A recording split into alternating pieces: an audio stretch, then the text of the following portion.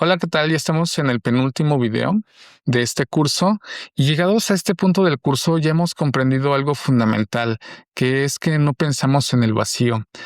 Nuestra forma de ver el mundo está mediado por muchos discursos, por tecnologías, por contextos históricos y por relaciones de poder. Y ante esto surge ahora la pregunta de si tanto dependemos del exterior, de lo que no es aparentemente de nosotros, entonces si actuamos dentro de este entramado de sentido, ¿somos responsables de lo que hacemos? Y creo que esa progresión es muy relevante porque estamos en la antesala en la que el pensamiento crítico puede convertirse en acción social. Porque de hecho eso es lo que más se le ha criticado a la filosofía. Marx es uno de ellos que critica que la filosofía se dedicó más a pensar y no a actuar. La filosofía a menudo se piensa que no es práctica, no es algo práctico, ¿no? Pero sí tiene consecuencias prácticas. Por ejemplo, cuando elegimos, cuando decidimos o cuando actuamos. Y cada acción, incluso la más pequeña, produce efectos en otros y en el mundo. Pero primero hay que pensar cómo se constituye una acción. Una acción implica que tiene una intención, hay una toma de decisión y hay una posibilidad de haber actuado de otra manera. Por eso la ética no trata de cualquier acción. Por ejemplo, no se ocupa de acciones que son meros accidentes, sino de actos específicamente humanos. Aquí la ética nos ayuda a preguntarnos, ¿qué fue lo que hice? ¿Por qué lo hice? ¿Y qué produjo mi acción? Y sí, podemos responder inmediatamente que somos responsables de lo que hacemos, pero aunque parece obvia la pregunta, realmente se presupone que estamos condicionados por normas, por presiones sociales, por contextos económicos, discursos dominantes, etcétera. Y en ese sentido, si estamos configurados de esa manera, surge por ello la cuestión de hasta dónde llega nuestra responsabilidad. Y aquí traemos a colación de nuevo a un autor de la antigüedad que es Aristóteles, que habla sobre el tema de la responsabilidad y cómo es que surge cuando hay deliberación. Actuar éticamente no es reaccionar impulsivamente, sino pensar antes de actuar. Y por ello introduce el tema de lo que es virtuoso. La virtud aquí en este caso no es una regla que hay que memorizar, es un hábito que se forma mediante la reflexión y la práctica. Asimismo, hay una distinción ética que hay que tomar en cuenta, que es la distinción entre intención y consecuencia. Y a menudo la intención de una acción no siempre coincide con la consecuencia de dicha acción. Por ejemplo, podemos tener buenas intenciones y a pesar de ello producir daños. O al contrario, podemos tener malas intenciones sobre algo y las consecuencias sobre otros son inesperadamente positivas. Por lo que no es un asunto solo de juzgar las intenciones bajo las cuales se hizo una acción, sino también hay que evaluar los efectos. En el mundo contemporáneo, nuestras acciones tienen alcances que antes no existían. Por ejemplo, un comentario en redes, una decisión de consumo, una omisión sobre algo. Todo puede afectar a las personas que no conocemos directamente. Y por ello, la responsabilidad es mucho más amplia, más allá de nuestro círculo inmediato. Y aquí me permito utilizar a otro autor más contemporáneo que es Hans Jonas. Jonas propone una ética pensada para un mundo tecnológico. Y esta ética explica que nuestras acciones pueden tener efectos incluso a largo plazo. La pregunta entonces ya difiere de las preguntas éticas antiguas, porque ya no es qué es lo que está bien ahora en este momento, sino la pregunta ética fundamental para nosotros es ¿qué consecuencias tendrá mi acción en el futuro?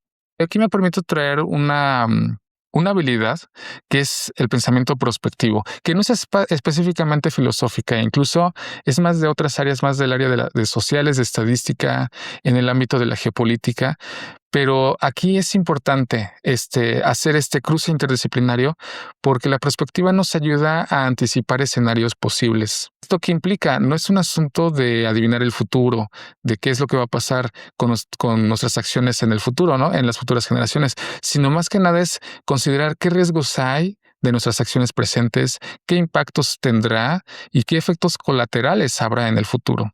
Por lo que actuar éticamente en estos momentos implica imaginar las consecuencias. Y de esta manera es importante comprender que la responsabilidad, así como nuestra identidad se va construyendo socialmente, también nuestra responsabilidad no solo es individual.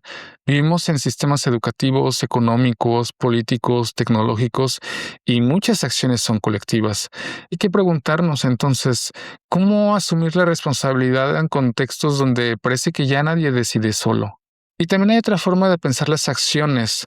Si ya lo pensamos desde el punto de vista de la acción inmediata, de la acción colectiva, de la acción que puede dañar al futuro, también hay que pensar que hay una forma de pensar la acción como la no acción. ¿Esto qué quiere decir? Que no actuar también es una forma de actuar.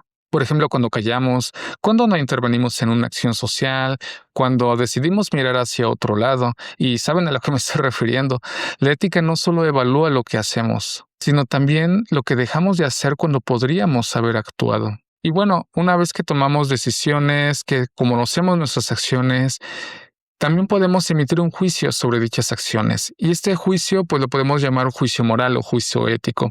Sin embargo, hay que comprender que un juicio moral como tal debe estar argumentado. Es decir, no basta con decir o indignarnos con algo que está mal o decir que algo está bien, sino en un juicio ético es necesario explicitar razones, reconocer las consecuencias y sobre todo considerar a los otros. Y es importante comentar que las acciones humanas ocurren en todo momento, no es un asunto de querer evaluar acciones específicas y extremas, porque en lo cotidiano comúnmente tratamos con los otros.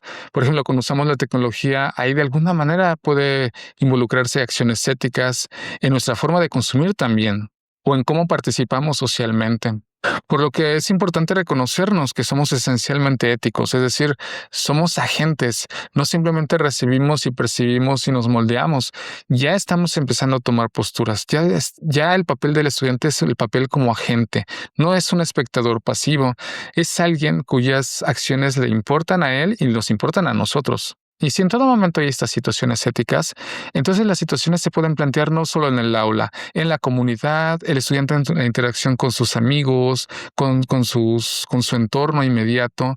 Y es importante generar actividades que planteen situaciones de este tipo, que los invite a deliberar sobre ellas, que les permita elaborar argumentos para poder identificar cuáles son los elementos que sostienen ciertos juicios. La ética debe aprenderse sobre la práctica. Finalmente cierro este penúltimo video con esta idea de que nuestras acciones importan. Importan porque afectan a otros. Importan porque construyen mundo y porque nos configuran como sujetos éticos. Por lo que en este momento el pensamiento crítico debe orientarse hacia preparar a los estudiantes a actuar responsablemente.